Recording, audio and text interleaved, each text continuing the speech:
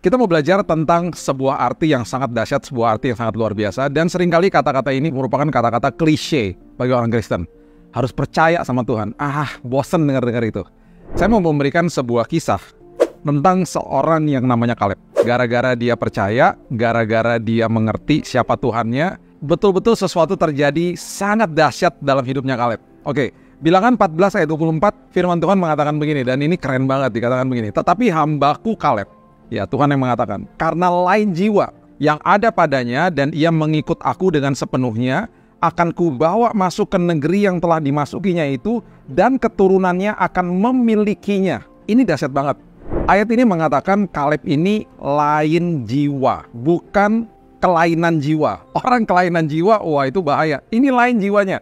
Itu artinya he has a different spirit. Kenapa? Karena gini, Kaleb bersama dengan Yosua ketika dikirim untuk mengintai tanah perjanjian, dia balik, dia memberikan sebuah message atau sebuah berita yang sangat dahsyat. Yang 10 ketakutan, kita udah tahu kisahnya. Yang 10 balik dan mereka katakan bahwa itu negeri yang sangat mengerikan karena orangnya raksasa.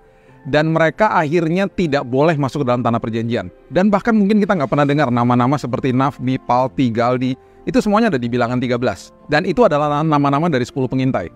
Yosua sama Kaleb, mereka melihat hal yang sama. Mereka sama-sama melihat raksasa. Mereka kembali, mereka katakan bahwa betul mereka raksasa, tapi Tuhan kami lebih besar, Tuhan kami lebih dahsyat. Jadi karena itu Alkitab mengatakan bahwa ini adalah seorang pribadi yang lain jiwa, bukan kelainan jiwa. Yang 10 kelainan jiwa, ini lain jiwa. Betul-betul karena dia percaya sama Tuhan.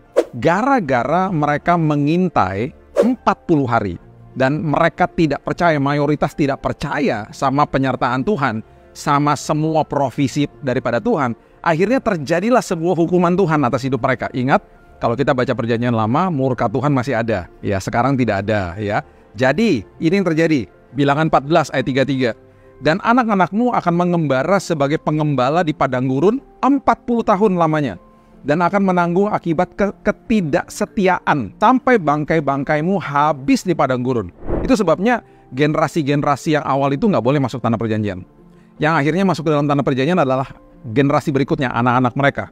Sesuai dengan jumlah hari yang kamu mengintai di hari itu, kepada negeri itu, yakni 40 hari, satu hari dihitung 1 tahun. Jadi 40 tahun lamanya kamu harus menanggung akibat kesalahanmu, supaya kamu tahu rasanya jika aku berbalik daripadamu. 1 hari dihitung 1 tahun. Jadi ada 40 tahun akibat mereka tidak percaya. Fast forward, kita akhirnya setelah kita lewati semuanya kisah-kisah ini, dan akhirnya di kitab Yosua, ketika akhirnya mereka menduduki tanah perjanjian, dan ketika akhirnya Kaleb melihat ada tanah yang dia nantinya akan memiliki tanah itu, inilah kalimat daripada dia yang sangat luar biasa. Ingat, ketika mereka disuruh untuk mengembara 40 tahun, Kaleb pun ikut mengembara, Yosua pun ikut mengembara. Padahal dua orang ini adalah dua yang paling percaya bahwa Tuhan mereka sanggup. Jadi mereka kena imbasnya. Mereka yang percaya tapi kena imbasnya mengembara 40 tahun. Look what happened. Setelah kita fast forward, ya. Coba lihat di Yosua pasal yang ke-14, dimulai dari ayat yang ke-7. Aku berumur 40 tahun, ini Kaleb katakan, ketika aku disuruh Musa, hamba Tuhan itu dari Kades Barnea, untuk mengintai negeri ini. Dan aku pulang membawa kabar kepadanya yang sejujur-jujurnya. Sejujur-jujurnya itu maksudnya Tuhan dia lebih besar lah. Dia kasih tahu bahwa memang mereka bangsa yang mengerikan, tapi Tuhan kami lebih besar. Ya, dia lagi berkisah nih, 40 tahun yang lalu, ya. Sedang saudara-saudaraku yang bersama-sama pergi ke sana dengan aku membuat tawar hati bangsa itu. Aku tetap mengikuti Tuhan Allahku dengan sepenuh hati. Pada waktu itu Musa bersumpah, katanya, sesungguhnya tanah yang diinjak oleh kakimu itu akan menjadi milik pusakamu dan anak-anakmu sampai selama-lamanya. Sebab engkau tetap mengikuti Tuhan Allahku dengan sepenuh hati. Perhatikan kalimat ini. Jadi sekarang, sesungguhnya Tuhan telah memelihara hidupku seperti yang dijanjikannya. Kini sudah 45 tahun. Udah 45 tahun nih lewat nih. Ya, 45 tahun sudah lewat. Ya, sekarang Kaleb ini sudah berusia 85 tahun. 45 tahun sudah lewat. Dari pertama kali dia mengintai. Ini yang terjadi. Sejak diucapkan Tuhan firman itu kepada Musa, dan selama itu orang Israel mengembara di padang gurun, jadi sekarang telah berumur 85 tahun aku hari ini. Jadi setelah 45 tahun, Kaleb berusia 85 tahun. Perhatikan ayat 11 ini. Pada waktu ini, aku masih sama kuat seperti pada waktu aku disuruh Musa. Seperti kekuatanku pada waktu itu, demikianlah kekuatanku sekarang untuk berperang dan untuk keluar masuk. Dengan kata lain, kesimpulannya gini.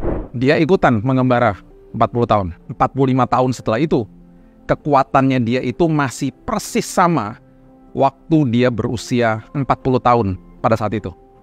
Jadi yang terjadi adalah, dalam tanda kutip, he doesn't age. Dia tidak menua, dalam arti kata kekuatannya menurun. Tubuhnya tetap sehat, tubuhnya tetap luar biasa, bahkan dia siap untuk berperang di usia ke-85. Wow. Dan yang paling dahsyat adalah, pastinya pikiran, rohnya, jiwanya tetap kuat di dalam Tuhan. Jadi jangan anggap enteng yang namanya percaya kepada janji Tuhan. Percaya kepada janji Tuhan akan mempengaruhi tubuh, jiwa, dan roh. Tubuh, jiwa, dan roh kita akan sehat dan kuat untuk terus berkarya kepada Tuhan. Hanya dengan sebuah prinsip dan sebuah iman yang sangat sederhana.